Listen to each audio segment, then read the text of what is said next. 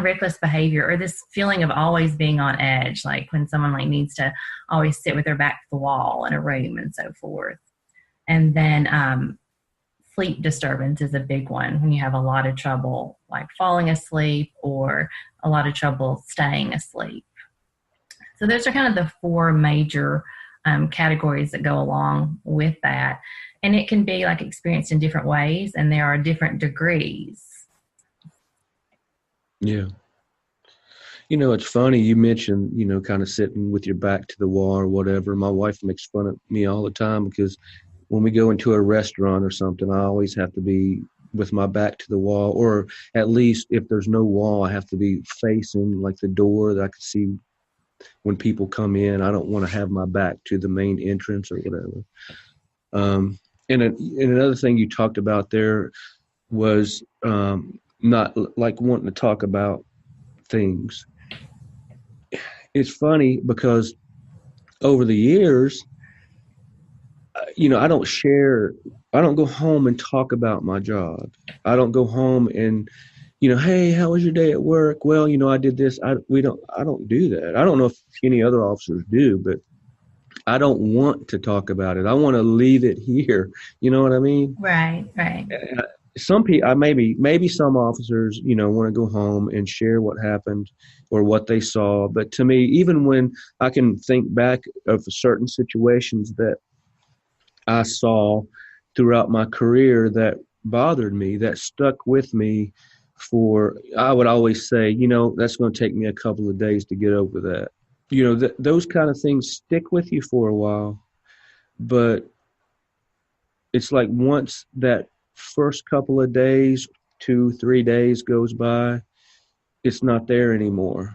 The feeling, it's like there's that feeling. I can't really explain the feeling, but it's like maybe a sad feeling, not really a silly feeling of regret, but you know what I mean? It sticks with you for a while.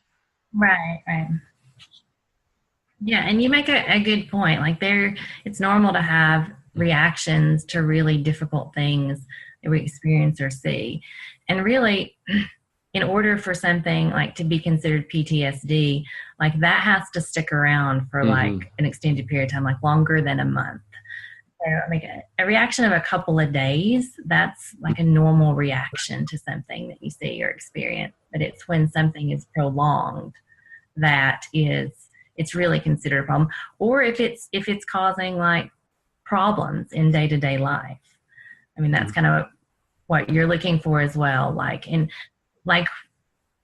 general, like what we're going to talk about next in terms of like early intervention, like kind of looking at like the spectrum and deciding where you are on it, and if early intervention is needed before you get to a point like what Danny was talking about, before it gets to the point where you have to leave a job that you love before you really want to. And so, because there's varying degrees of those, and like if they're going away within a couple of days, that's normal, versus what if it's sticking around for a couple of months and you're not sleeping at 6 months still, or, people are telling you that you're moodier than you were before. Like generally people around you will start telling you about it faster than you'll realize it yourself. And it sounds like, though, the good thing about what you're telling us is just because you may have PTSD or whatever, doesn't mean that there aren't steps that you can take to get help and to get through it, and even to continue your career, right? Oh yeah, absolutely. Absolutely.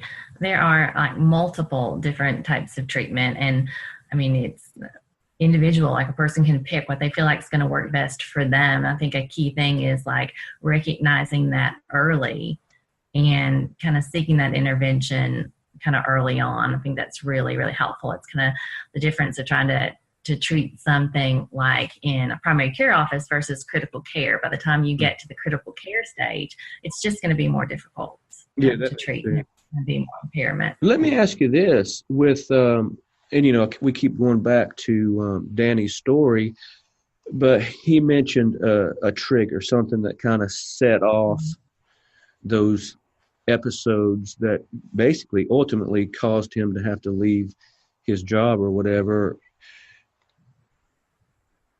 what you were talking about, if these things are found or identified early enough, will those triggers still be there, or do you think that those are something that's a consequence of allowing the PTSD to go untreated for so long? I wish I could answer that question, but there's no way really to know. I mean, early intervention is helpful. There are things that are known to be helpful, good social support and so forth, but there's not necessarily any way to know. I mean, that might still, that trigger might still happen. Gotcha. So what is this stress continuum model that you mentioned? Yeah, so, and there are several different models that can be used. I just picked one to kind of go over as an example. It's called the stress first aid model. And it's where it divides up the stress continuum into 4 colors, like the green, yellow, orange, and red. And so basically it kind of gives you some categories to go along with each one, so that you can kind of look at where am I stress level wise. And it's very helpful in jobs that are very stressful, where there's you're just exposed to a lot day in and day out. So it's a good way to kind of be mindful of kind of where you are on that stress continuum and paying attention to it. So green is no problem whatsoever. Nothing stresses you out. You're completely good. I don't know that I've ever met anyone that's in green, but I mean, it sounds really good. It'd be nice to be there, wouldn't it? Yeah. Green would be awesome. Yeah, absolutely. But, and then you kind of move to yellow, and it's kind of what you were describing earlier. It's stress happens and you have a reaction to it. And it could be, kind of that tense feeling. It could be kind of some anxiety, irritability, or some difficulty concentrating. Stress can cause that as well. But it goes away. So when the stress goes away, it goes away. It doesn't stick around. It's just kind of a normal, it's happening. You got to keep an eye on it, but it's not necessarily terribly impairing at that point. And then you move to orange, and orange is more severe. You're staying in that particular mood that you don't want to stick around. You're staying there longer. Little stressors are getting to you more than you know that they should. It can turn into characteristics of that is panic, rage, fear. I mean, some really distinct changes in mood that people around you are really noticing, and they're kind of telling you about. It's not necessarily to a level where you consider it a clinical level, but it's really where at that point that would be where intervention, that would be a great point for intervention to happen before it gets to something that is considered the clinical level, to where it gets to that critical care point. They're really what I would consider warning signs. If you have chest pain, people know that's a warning sign, and you need to follow up on that. You never really tell someone, you just need to power through that and ignore that. I mean, you're going to tell them to get that looked at. And so yellow symptoms, those are ones that you want to pay attention to before they turn into something that's going to be really impairing or debilitating. And so as you move from yellow to orange, kind of those are the areas. And then you move to red, which is really it is PTSD, substance use, depression, anxiety, those things that are impairing both socially and work-wise. And so the key is to get intervention before you move into that red category. So those things, the what was it, the orange, the one right before the red? The orange. Yeah. Those, if you were in the orange, you were actually noticing those things, right? You're noticing, and people around you are noticing them as well. Okay. Yeah. So could you go through those real quick, briefly again? Yeah. And I can actually, I don't know if you have a resource page where I could send yeah, because it's also on a diagram as well. But green is no signs, symptoms whatsoever, stress, just completely. We all want to be. We're good to go. Yeah. Green is where we all want to be.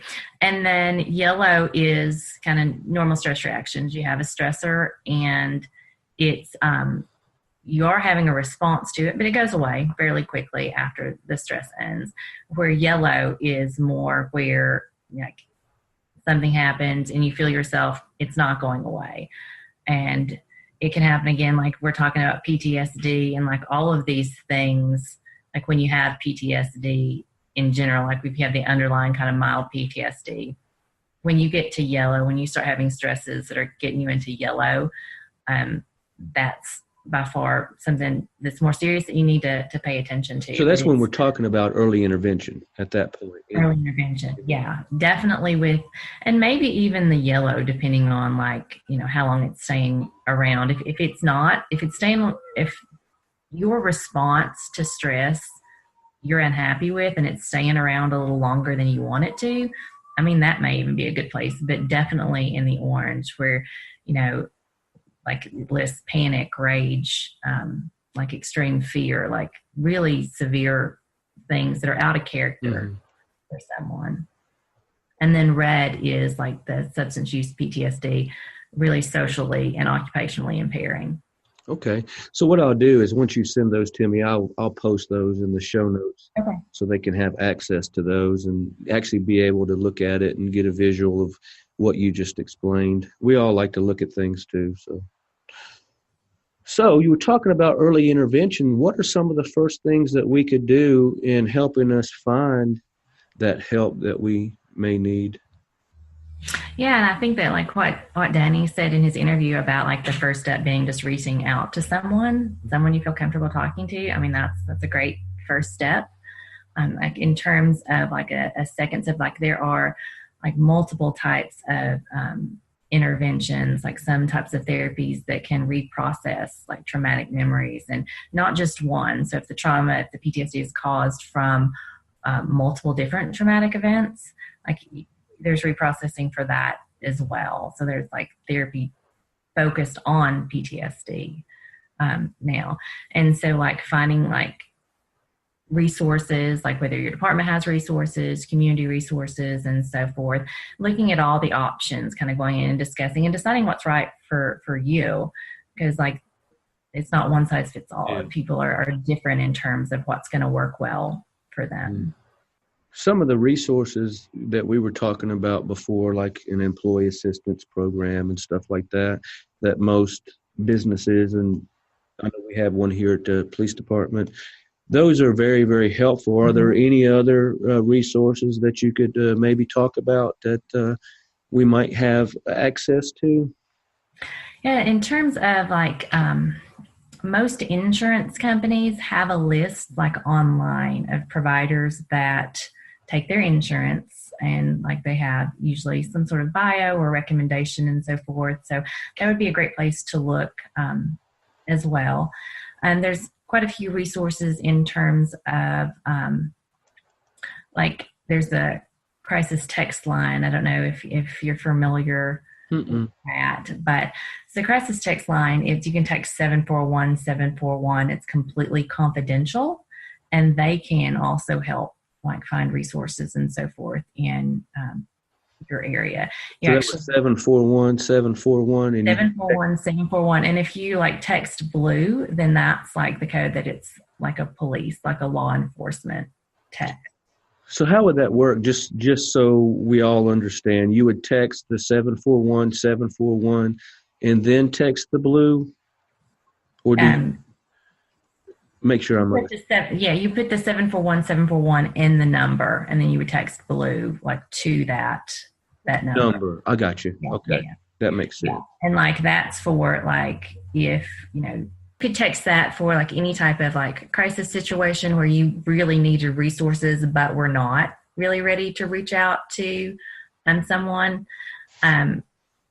Because again, it's a little easier to text something like that than to call someone up on the phone. I mean, that's obviously, that would be helpful, but that's the text line is there. Yeah. You know, talking to you about this, it kind of makes me realize we really need to get away from the stigma that we have here in law enforcement with not only with PTSD, but with a lot of things related to officer wellness. what are some suggestions that you could give us to maybe help us get past this stigma, especially with PTSD, because that's